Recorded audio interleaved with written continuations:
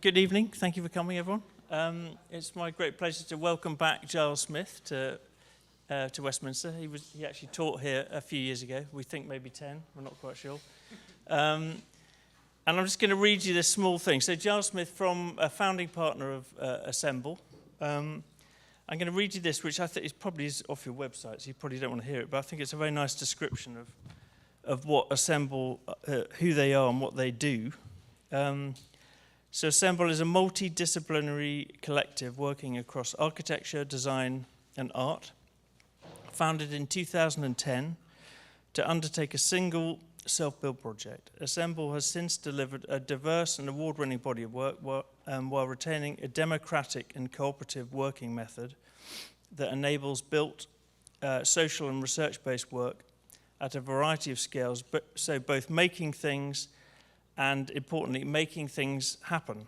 And Assemble won the Turner Prize, unusual for architects, in 2015. And I think it's this making things happen and sort of redefining or reimagining how you might run an architecture practice, which is so important. And so thank you very much for coming back to Westminster and telling us about what you're doing now. So thank you, Giles. Thank you. Thanks for inviting me. Can everyone hear me? Okay? Yeah? In a lot of the kind of more new agey kind of meetings I go to, they invite you to kind of say like what you're bringing to the meeting, so maybe in that spirit I might just say that I spent today with my 2-year-old son, being dad and making pizza and playing trains, and so I'm kind of bringing that energy to this talk. And so if I sort of don't really know what I'm talking about and I sort of sound a bit confused, that's why. Okay, so not to embarrass you, Will, but when I asked Will what I should talk about, he said, we're trying to encourage the students to think more about what structures and buildings might be made of and why, material provenance, etc. So that's what I'm going to talk about. I decided to do a talk that spoke to that because, you know, I think in some respects it's best just to do what you're told. So I named the talk after this project by a designer called Thomas Thwaites. It's quite an old project now. It's a project that he did on the Design Interactions course at the RCA, multiple years ago, and it's called the Toaster Project. And I'll kind of explain the project, but it kind of he includes this bit of text in it where he says, if we look around us, much of what surrounds us started life as various rocks and sludge buried in the ground in various places in the world. And that's kind of what I want to talk about today. This is Thomas Thwaites, this is the designer, undertaking another of his projects in which he kind of turned into a book called Goat Man, How I Took a Holiday from Being Human. But to go back to the Toaster Project, he was inspired by this quote from Douglas Adams' Mostly Harmless, which is the 5th book in the Hitchhiker's Guide to the Galaxy series. And Thomas talks about the book in this way. He says, in the situation it describes as the hero of the book, he's a 20th century man, finds himself alone on a strange planet populated only by technologically primitive people. And he kind of assumes that he'll become the villagers, he'll become their emperor and transform their society with his wonderful command of technology and science and the elements. But of course he realizes that without the rest of human society, he can barely make a sandwich, let alone a toaster. And so he buys a £3.99 toaster from Argos. Accounting for inflation, this toaster now probably costs £15, but at the time it cost £3.99. And there are 400 different pieces in this toaster, all made out of various different materials. And he's doing this project as a project on his master's course at the RCA. He doesn't have the rest of his life to recreate this toaster, so he does a kind of version of this toaster, making kind of 6 principal materials: steel, mica, plastic, copper, and nickel. And he goes to Wales, goes down an iron ore mine, collects some pieces of iron ore from a mountain in Wales, and then he tries to figure out how to make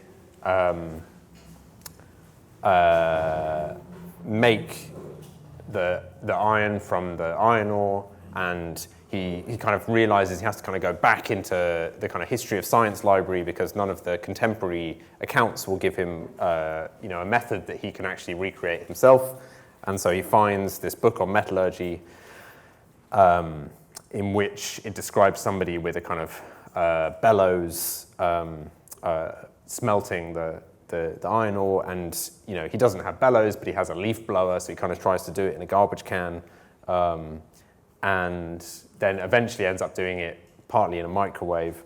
In 30 minutes at full power, is able to kind of finish the process, and he makes all of these like crazy objects along the way in order to recreate all of the different processes that one has to go to make this incredibly banal object that we absolutely take for granted every day.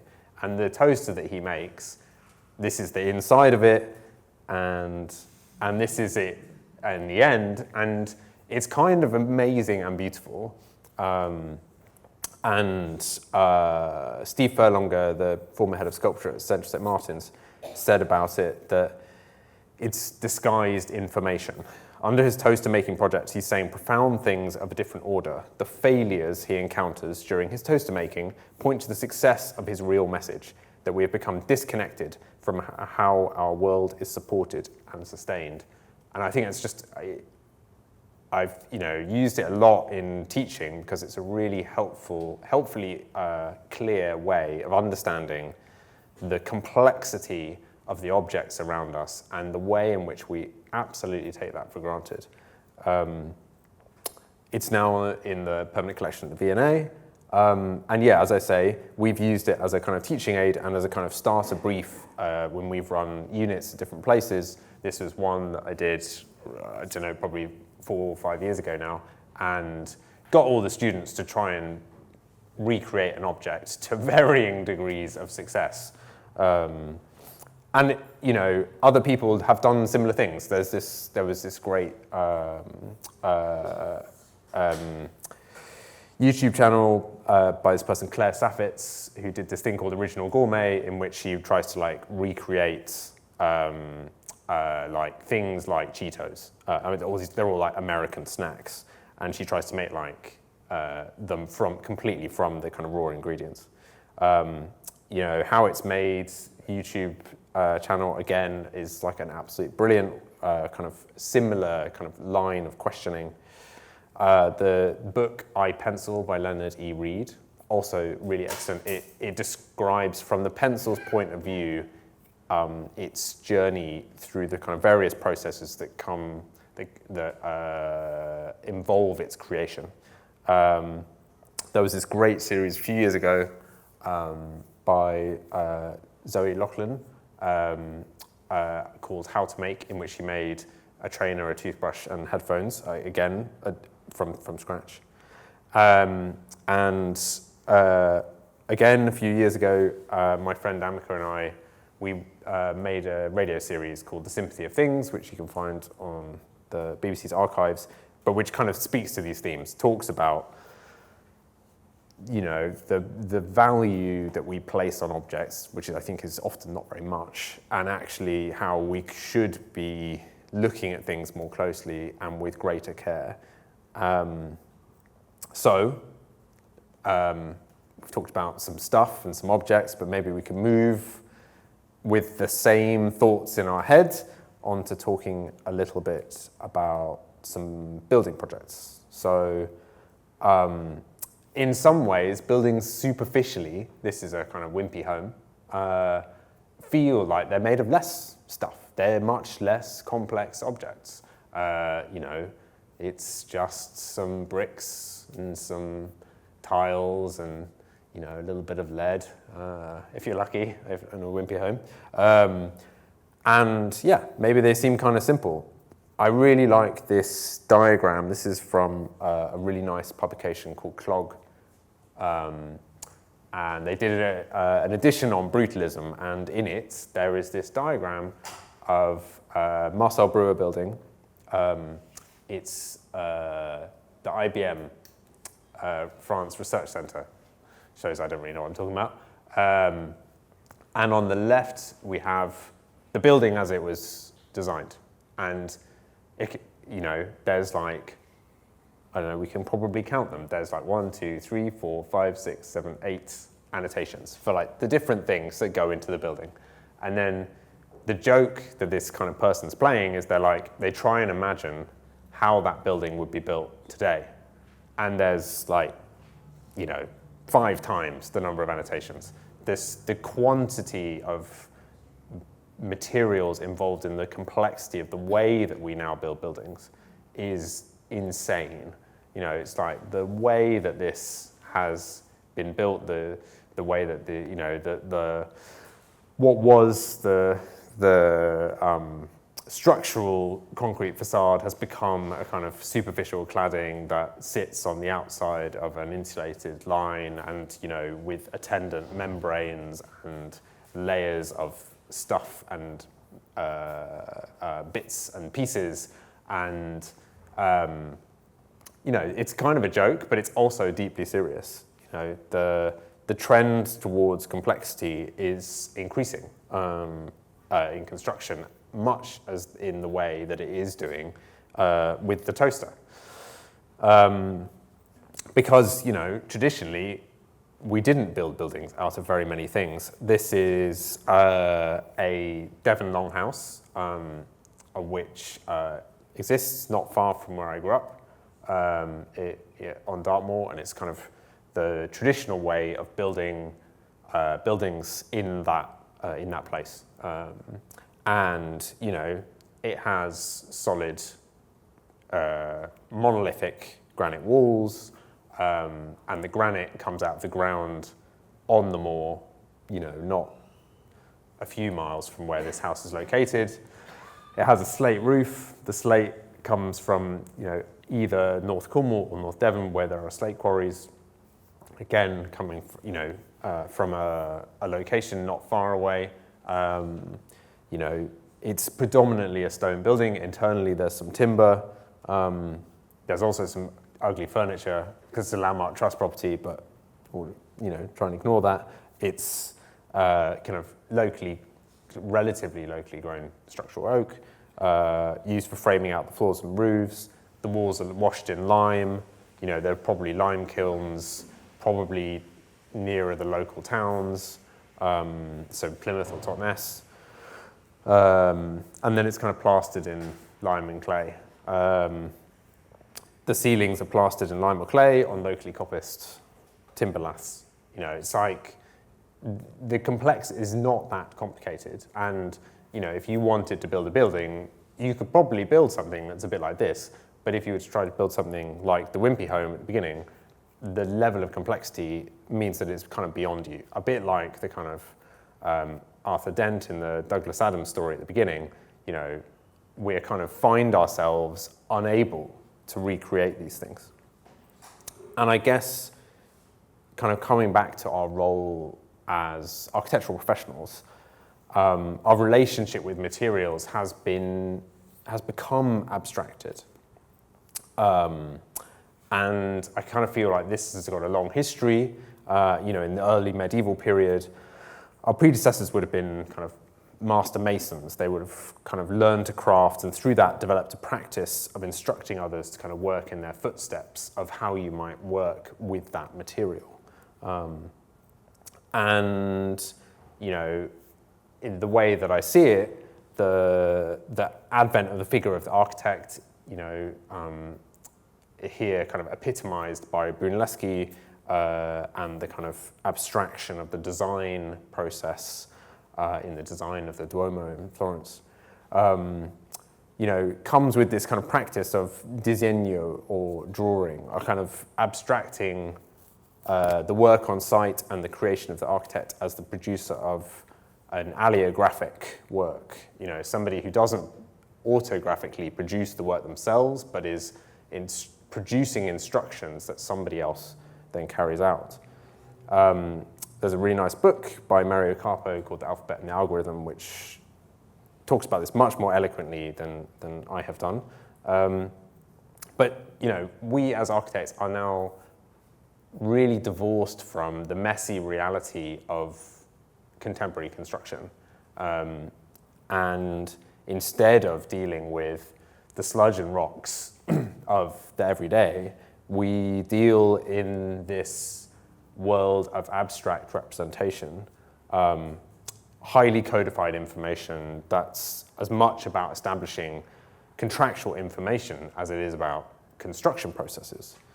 I guess that's a point at which to bring in the Grenfell Tower inquiry, which isn't wholly about this. The complexity and estrangement from material is not the thing that is at fault here, but it is certainly implicated in what happened with the Grenfell disaster.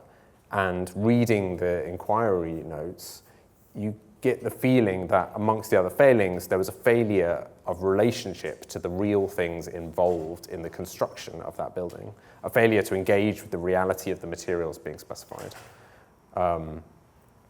I think there are architects, lots of architects, who try and break down this barrier, and I think, as well as sort of going back to that, there's the kind of the master mason, turning into becoming the architect. It is something of a class barrier, a kind of class distinction between virtual knowledge work and the kind of physical work of the builder on site. So, Studio Mumbai, this is a one-to-one tape drawing produced on site by Bijoy Jain of Studio Mumbai, and I think with their work they're trying to work more closely with the people who are producing on site in the way that perhaps the kind of master mason might have been doing in the kind of tracing onto the floor of the cathedral. Or people like the Walter Segal, who's been a great influence for us over the years, people making manuals for self-reproduction. I haven't really taken the time to introduce myself or our practice. I've kind of been talking about other things and other things, but I guess hopefully that kind of situates us in a series of ideas that maybe then help frame some of the things I might show following them.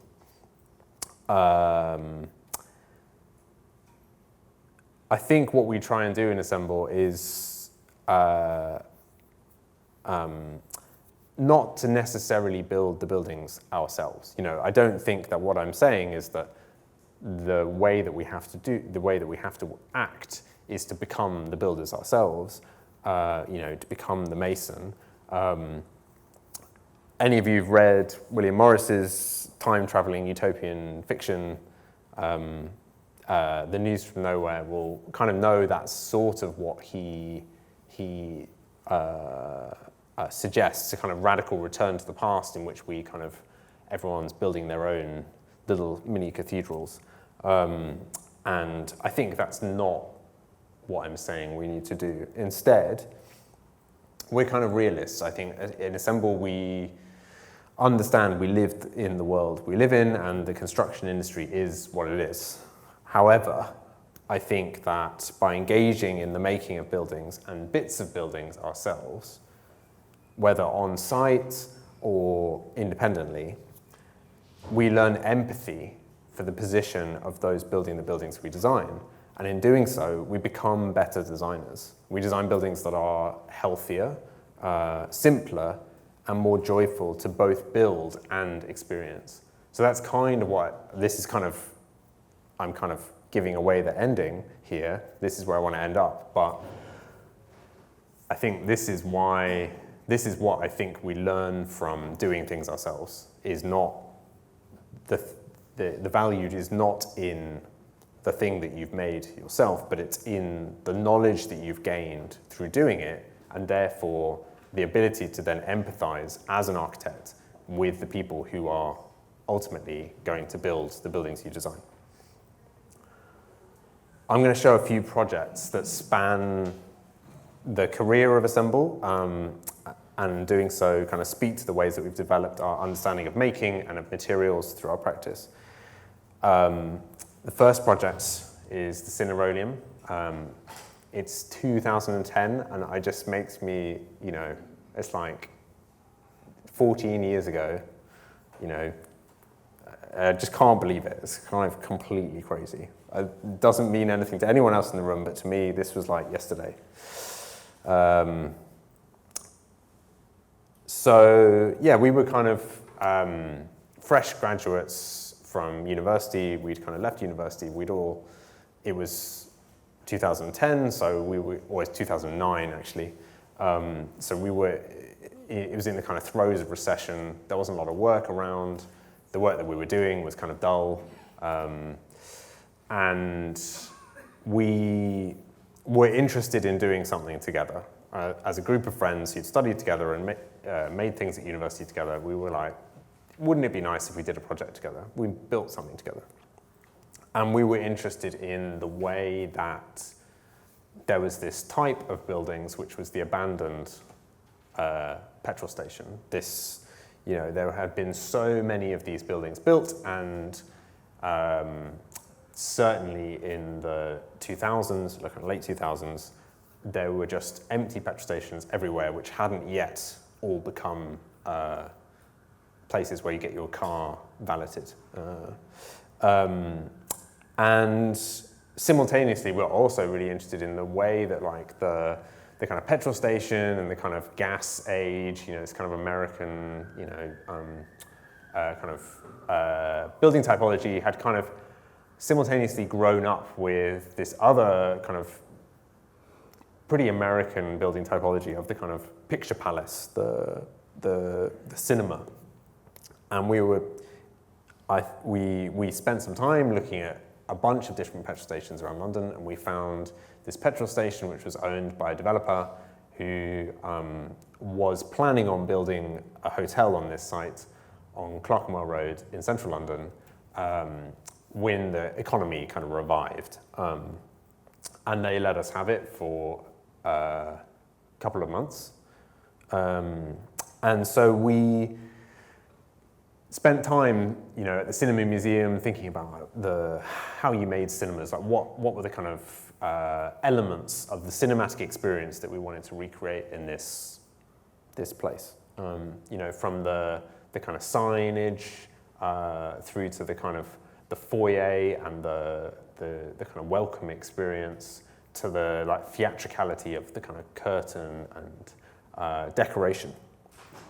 And we designed this cinema within the space as a kind of very simple structure built on a kind of scaffolding stage, but all the elements could be kind of made by volunteers. So we were all voluntary labor at that time. We were making these things. We developed these manuals, these kits of parts. This is for making the cinema seats. We developed a system that enabled anybody to kind of cut up the scaffold planks that they were made of and assemble them together with the use of these manuals, so that you could have people dropping by on site and helping build these rows and rows of cinema seating. We developed a curtain with the help of these theatrical chandlers, Flints, and some curtain makers, Ken Creasy's, who both used to be based on the Walworth Road, and decided that we would make it out of this Tyvek breathing membrane product, and spent hours laboriously hand sewing or machine sewing the panels together to make these ruched curtains that surrounded the petrol station canopy. We made the furniture with these kind of laser cut Formica marquetry. And we borrowed these historic cinema seats from the Cinema Museum in Kennington and sprinkled them amongst the other kind of seats in the cinema. And once we designed it, we spent the month that it was open being the ushers and the popcorn sellers and the technicians and, you know, playing the films every night. And at the end of the cinema, at the end of the showing, we created this system where each of the 12 curtains would have to be hand raised simultaneously. So you would end up with this moment where you'd been in this enclosed space and suddenly the curtain came up and you were on Clerkenwell Road. And one of the things that was really important to us about this project was not just like that it was kind of a fun project and you know, it garnered some like good reception and people were excited by it, but that it also taught us a way of working together, it sort of implanted like a series of ideas about how you might act as designers together and how you might work and how we might work collectively. And it kind of created the idea of us as a group making things together. The next project is one that we engaged in, maybe started 3 years later. So we've been working in this area of Liverpool, which is called Granby in Toxteth, since 2013. And it's an area that was once really prosperous. It's had over the years lots of different lives, but in the 70s and 80s, the area was hit economically really hard, and it led initially to quite a lot of demolition, and then to a kind of systematic redevelopment of the terrace streets of the area, interlinked with the 1980s Toxteth riot that happened here, and in part the government's response was to redevelop the area as a way of dispersing the communities that had lived there.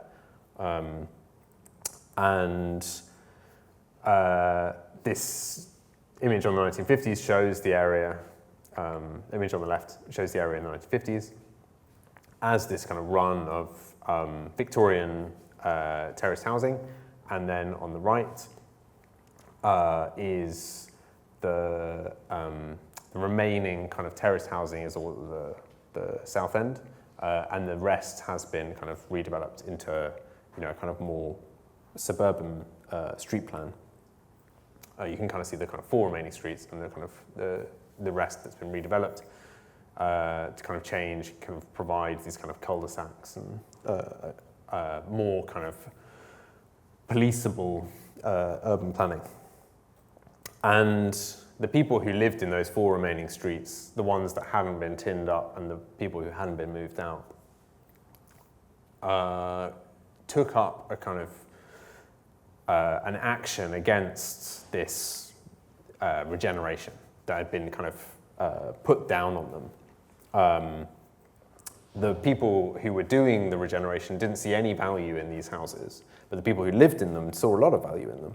So they, you know, painted the tinned up houses, they painted the houses that had been kind of left vacant. They planted the streets and made gardens in the streets. So it felt like it was rich and vibrant, and it's kind of all done as an act of resistance to stop them being kind of moved elsewhere. They set up a monthly market on Granby Street, which was the historic commercial heart of the area, as a way of kind of bringing back economic activity to it. And through their actions, they made these really beautiful places that felt like somewhere that they could be proud of.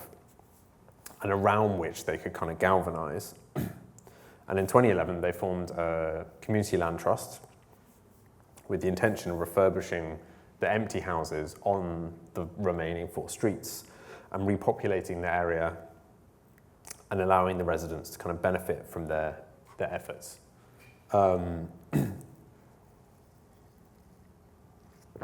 We started working with them in 2013, initially on a proposal for this southernmost street, which is called Ducey Street, with some of the kind of biggest, grandest houses. And then we got to know the people who lived there and helped them develop a kind of plan for those 4 streets and how you might, through a number of different kinds of interventions, working with both the Community Land Trust, but also the other housing associations and other players in the area, bring these streets back into life.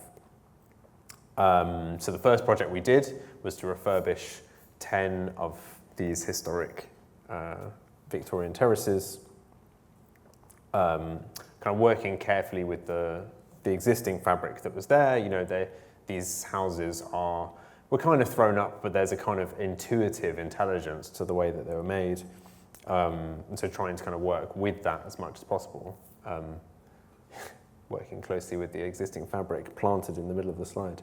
To create places that kind of learnt from the historic character of the houses and the ways that the residents had inhabited them. So we spent time with the other residents, the people who lived there, kind of learning from the way that they'd adapted their houses and the things that they'd done to them. And the kind of more standard elements of the refurbishments were augmented by handmade elements that we intended to give the houses a kind of personality and a kind of richness that they would have done before they were boarded up. So things like mantelpieces, which shown here in one of the houses, and then shown here, this is in another one of the houses. And then things like tiles and lampshades and lots of other kinds of furnishings, textiles, paper lanterns, wooden timber furniture. The things that you, as you kind of pass through a house, you kind of come into contact with. And these things are all being made in and around the streets. So we set up initially kind of a small temporary workshop next to one of the houses, and then subsequently in one of the commercial buildings on Granby Street, a kind of workshop that enabled us to make these things. And this evolved into the next project, which was a workshop that we helped found called Granby Workshop on Granby Street, the old High Street. And in part, that was kind of enabled by the Turner Prize, which gave us a platform to launch this business. And in doing so, kind of start creating a commercial business that might have a relationship to the area. It's now a kind of thriving independent business. These are some of the things it's kind of made in the past. A kind of variety of domestic and architectural ceramics. Originally, there was kind of a wider diversity of products and things that they made, but what we learned through doing it was that actually greater specialization enabled you to make things that were richer and enabled you to kind of develop more skill and intelligence and hire people who had specialist skill. And so the kind of attention garnered by these kind of initial projects allowed us to get funding for an early idea that we'd had on that Ducey Street project that had never actually happened, that kind of first street of houses. And we thought with those, the houses in the worst condition, you might use to make an indoor garden, like a community space that enabled people to inhabit that space and have like something of the quality that the residents had made on the street, but as a kind of a shared amenity on the street. And it would combine a residency space, somewhere where other artists, other people coming to the area to kind of help and work with the Community Land Trust in the way that we'd done might spend time. So a kind of little bedroom, a meeting space for residents, and this kind of garden space. And the thing that we made was the Granby Winter Garden, and it inhabits these two kind of hollowed out terraced houses, and uses a lot of the existing material where possible to make these kind of quite beautiful spaces which have the kind of quality of the kind of existing domestic, but the kind of strangeness, the kind of like wildness of this kind of large garden, with large trees growing up through the main space.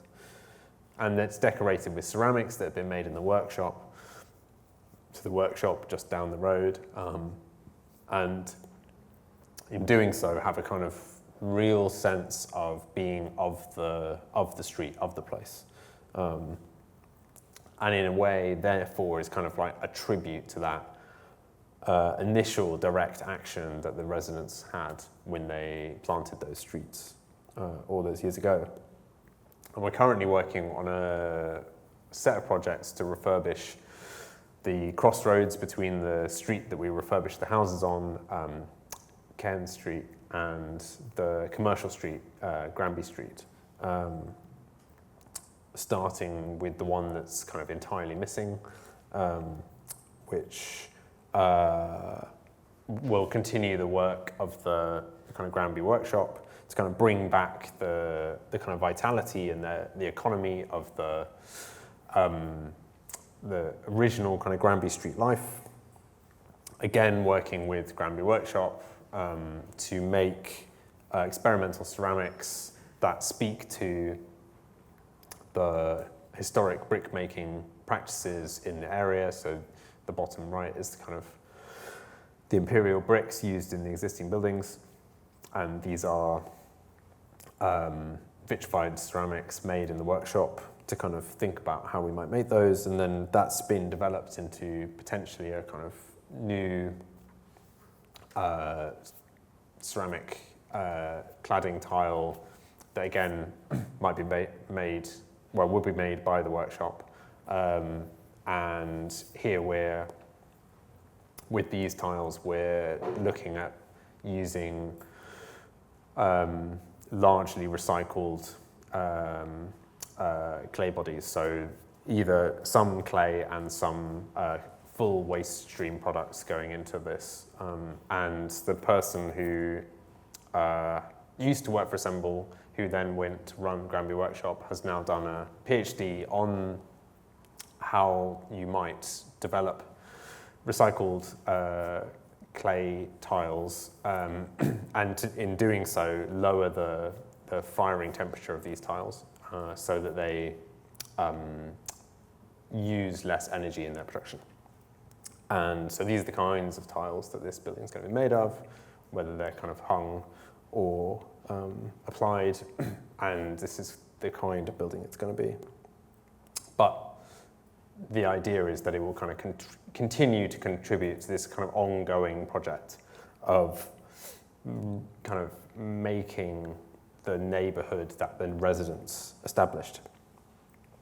And I think this is maybe the last project I'm going to talk about. And this is a more recent project, which we have made in Southeast London. And it came out of, sorry, excuse me, the workspace that we've run. So we used to run a workspace in Stratford. This is the one in Stratford. It was an old sign maker's workshop. They used to make signs for Wetherspoons. And when we took over this workshop, you kind of was just full of like little metal signs that said sausage of the day, and there was like a bust of Queen Victoria and all this kind of weird stuff. We took over this sign maker's workshop, which had been compulsory purchased as part of the program of development around the Olympics.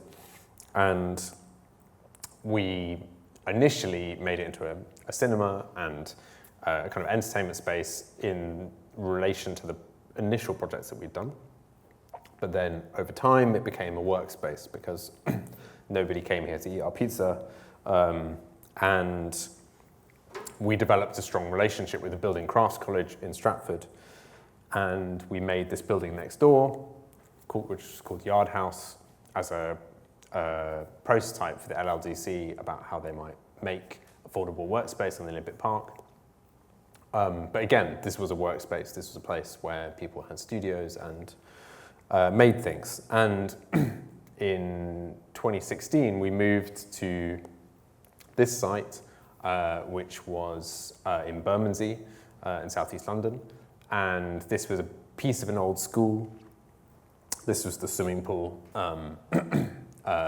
in this school. The school had kind of hived off bits of their buildings they didn't need anymore, including this swimming pool and a dance studio and various things. And we fitted it out with a number of studios and workshops where we had lots of tenants from places like the Building Crafts College who were fine wood workers, and there were ceramicists and metal workers and graphic designers and artists, all working within our workspaces. And the thing that was nice about this project in Bermondsey was that it was 10 minutes down the road from our studios and workshops. And we were invited by the London Borough of Southwark to propose or to compete for the redesign of this town square alongside, actually I'll come back to that, but the project was led on the client side by this guy, Russell Dryden, who was a fishmonger on the market in the square and was a kind of force of nature character. He ran the local business improvement district, and so there's kind of like a really strong sense that the things that would work best for the redevelopment of this market were things that worked with local businesses. So there's a kind of really strong emphasis on doing things locally. One of our competitors was Takeshi Hayatsu, who is also one of our tenants in our building in Bermondsey, and we decided rather than to compete with him that we'd collaborate together, do the project as a joint effort. And so we pitched this project called Made in Bermondsey, where we built on the fact that we all shared this space 10 minutes from the site, including, so we built a team which was the two of us and a graphic designer who also shared our studios.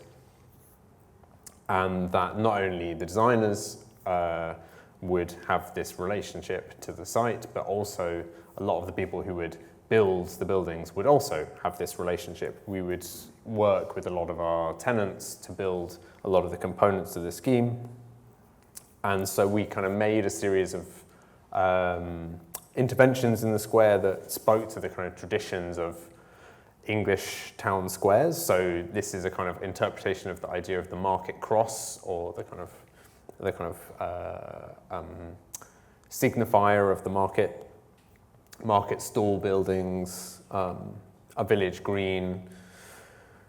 And there was also a kind of broader strategy about how you brought people to the place and try and encourage people to kind of think about where it was and the kind of relationship you had to it as you were kind of walking around the area. That was developed through kind of sign painting, and once you were there was a kind of real effort to kind of tell the history of that place through painting and plaques and this kind of thing. And so these pieces, lots of them were made by our tenants. So this is kind of English oak bench. It was made by one of our tenants, Emma Leslie, who's a fine woodworker. And, you know, she got she got people on the market to then help her kind of carve these timber dowels that got set into the benches themselves.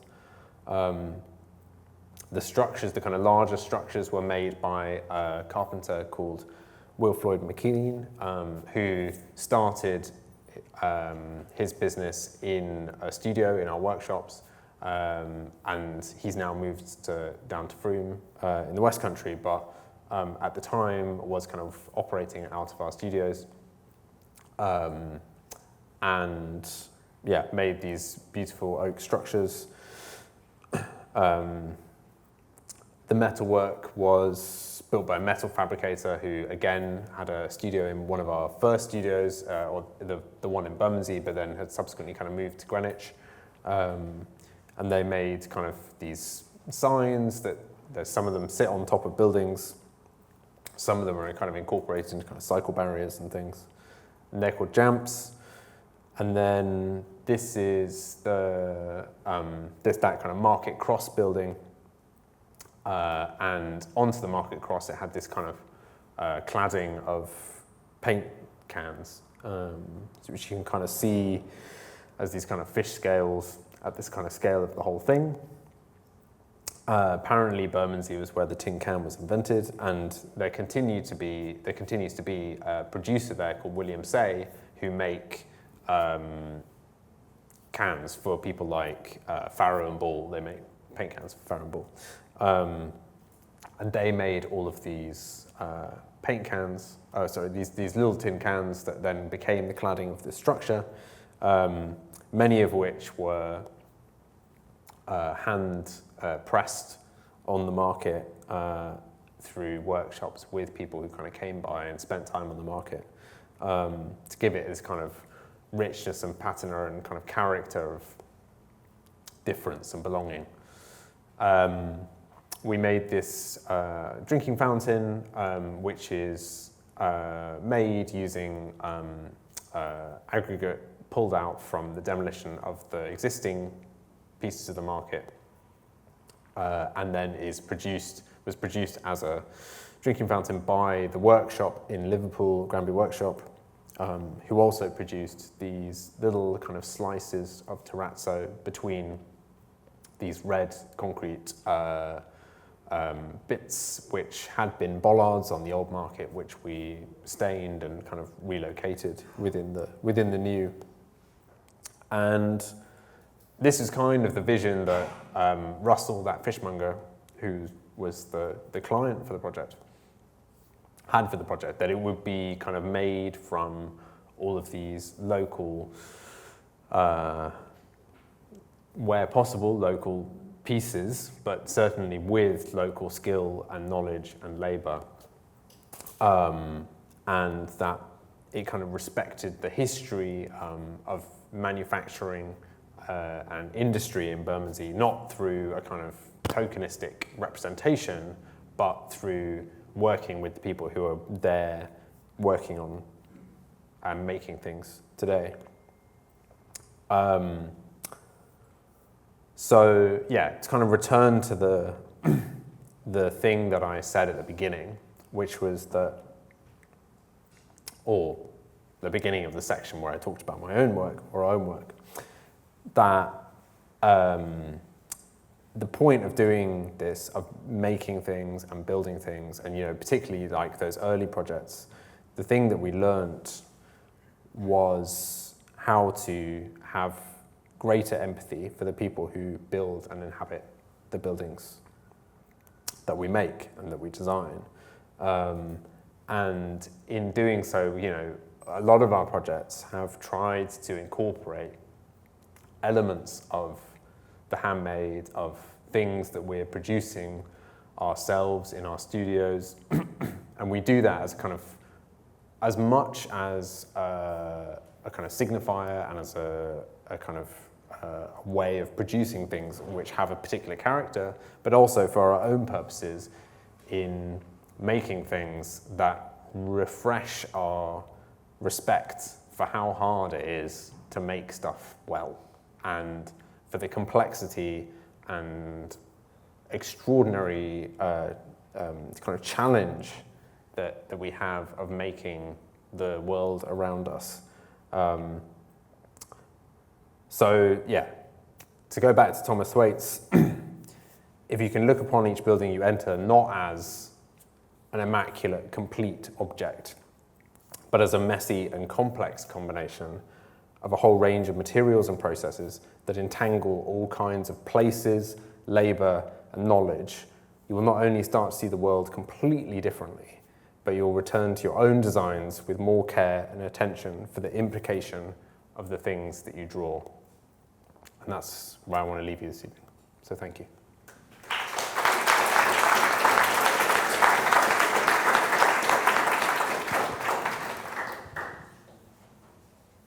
Take some questions.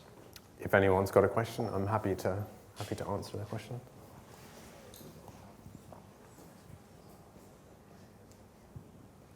Thanks so much. I have a question about the Granbury 4 Streets and the Turner Prize winning project. How is funding achieved for that? So it varies. So there are different bits of the project. The first part of the project, the refurbishment of the houses, that money was government funded. So through a number of different funding programs, I think there was a kind of Homes England one, and then there were other programs which the Community Land Trust had applied for, and had this kind of well of public money which they used to refurbish the houses. Am I standing in a kind of getting a bit of feedback? And then the workshop was funded partly by the Turner Prize exhibition itself, and then it became commercially kind of self-sufficient. And then the Winter Garden was partly financed by the Arts Council as a art project. And the current work that we're doing is funded by a mixture, again, of kind of public funding, Power to Change and Arts Council funding. I think one of the things that we found really difficult is that it's been quite hard for the Community Land Trust to build things or to engage with the high kind of build costs when the value of what they produce is quite low, and particularly when they are, so with the houses that they built, the ones that they sold have a clause in the leasehold which says that they can only be sold for an amount which is pegged to the median wage of the area. So the amount of money that the Community Land Trust is going to bring in from their kind of property portfolio is never going to be huge.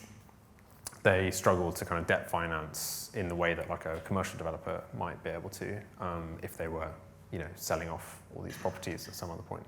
And so there is somewhat a reliance on public money to be able to make these projects happen. Great, thank you.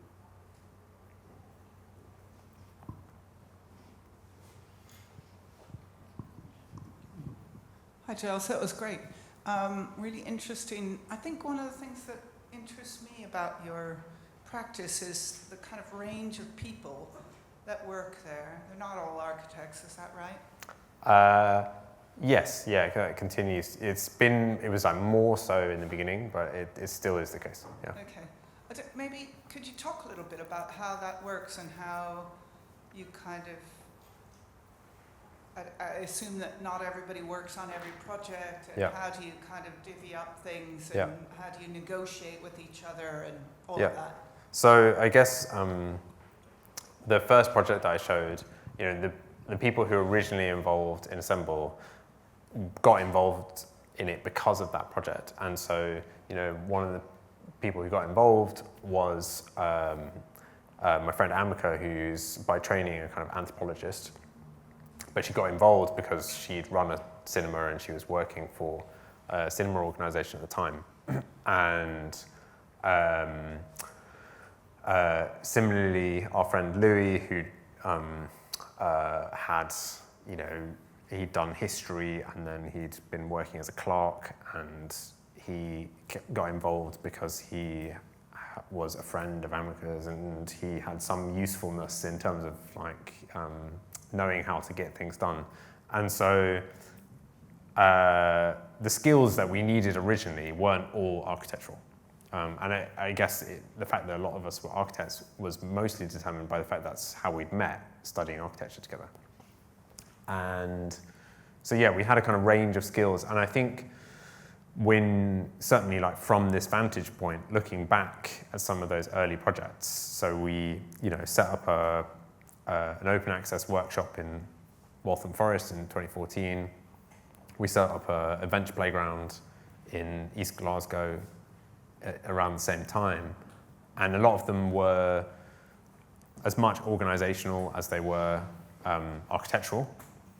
And that was partly because of the people who were involved. There were people for whom making an organization was the work that they were interested in doing. And that continues to be the case to some extent.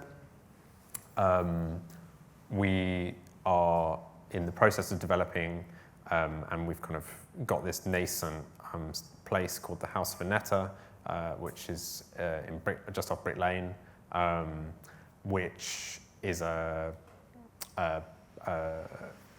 house that did belong to an artist called Annetta Progetti, and it's a kind of centre for social justice and community action.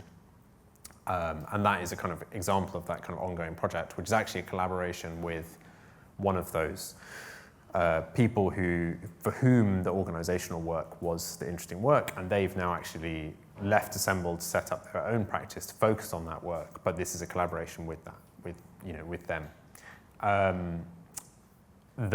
Probably the way in which the practice continues to involve like another way of working is through the workspace work. So we run 3 workspace sites across London and have about 100 tenants. So yeah, we have a site in Brixton, a site in North Greenwich, and a site in Bromley by Bow. And there is a kind of, the business is structured as 2 businesses. There is a design business and there's a workspace business. And the workspace business it's like own thing. They have a relationship. The design business certainly benefits from the workspace business in terms of it enables us to have, a high quality workshop where we can produce things, space, collaboration with tenants, and some level of curatorial input into who those tenants are and how we might relate to them. And then the kind of workspace benefits from Assemble having like a voice and exposure and also experience in delivering workspace projects, not only for ourselves, but for other clients. And I would say that's probably the way in which we're most, continue to be most multidisciplinary. That said, there are people, one of our partners, Louis, continues to focus on construction and fabrication as their way of practicing. And I think it's been helpful. Sometimes it's hard because ultimately when people give you work, they see you all as a kind of monolith, particularly in the way that I think maybe we present ourselves. It's probably our fault, but they're like, everybody at Assemble should be able to design something. And actually maybe not everybody has those skills. We all have different skills, but so yeah, it can sometimes be a challenge. But it's also really productive in that you can then also have different perspectives on projects in that not everybody is coming at it from the perspective of an architect. But yeah, so it's both positive but can produce tension as well.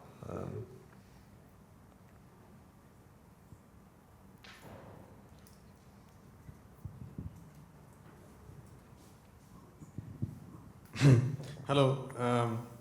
I was quite fascinated by how it feels like from the different projects that you've shown today, it feels like you view space as a byproduct of the context that people bring to it.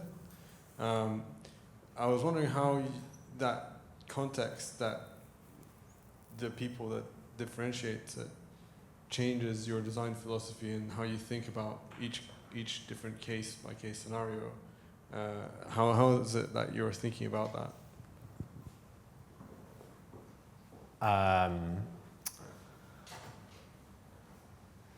Yeah, I guess we have developed, and I guess this is in part the way that we have been taught and the people that we've worked with in the past. You know, there's a heavy debt, and I think in our practice to other practices who've come before us who've done similar work. You know, practices like MUF and others who view the work of architects through a kind of social and political lens. And I think we think that we don't work in isolation, but we work, the thing that we're producing relates to a social and political context in the place that we're working. And in order to make decisions that benefit that productively, I think you need to understand the conditions there by spending time with the people who know it.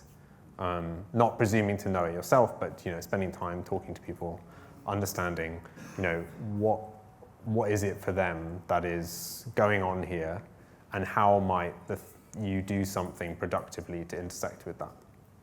And I think, it's quite hard, and you don't always get it right. You quite often, I think, make mistakes and do things that people hate or, don't achieve the right ends. And we've certainly had our fair share of those things. But I think the thing that we're struggling or kind of trying to achieve is to make buildings and places that respond to a kind of political, in a kind of small p, like local way that people might interact with each other, and to support that in a positive way, to kind of bring out those things and create good environments for those things to happen in. I think it's a very contextual practice, and that I think it comes again through the way that we've been taught and the people that we've worked with, and it's very much what is the situation in this place, how do you respond to it, and not one that looks to impose an idea onto a place.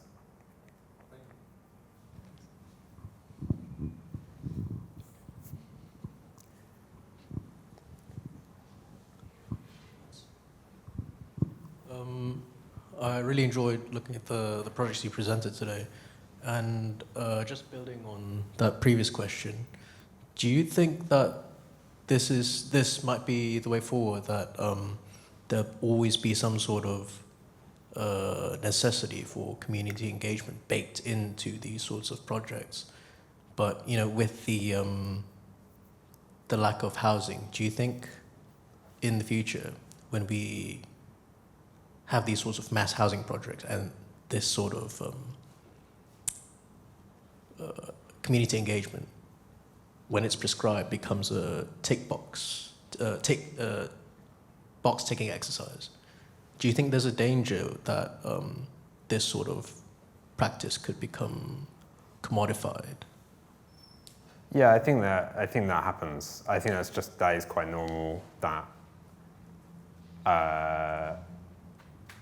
practices like ours, can be instrumentalized in the development of quite large monolithic projects as a kind of sort of icing, or kind of fairy dust on the top of something that is otherwise maybe quite normative. I guess what I think is powerful about the Liverpool project is that the residents were the agents of the project. They were the client and they were the developer, and that the difference between that and a public housing project, I think, is quite profound in that, if you're building a large public housing project, you don't often know who the people are who are maybe going to live in this place, because they're not there yet. They don't exist necessarily. Whereas in a community-led development, often the people who are going to live there are the constituents of the organisation that is developing the project, or they're kind of representative of those people, perhaps. And so I think it's quite different. And definitely our work, and in various different ways, has been instrumentalized and continues to be, and other practices like ours, in the development of big projects where these things end up being relatively tokenistic. And that's not something I think we think is a really positive way of delivering projects, but it's a context in which, again, we're realistic. That's a context in which we work, and sometimes your work is a small part of doing something good in a bigger project that maybe is fine. Thank you.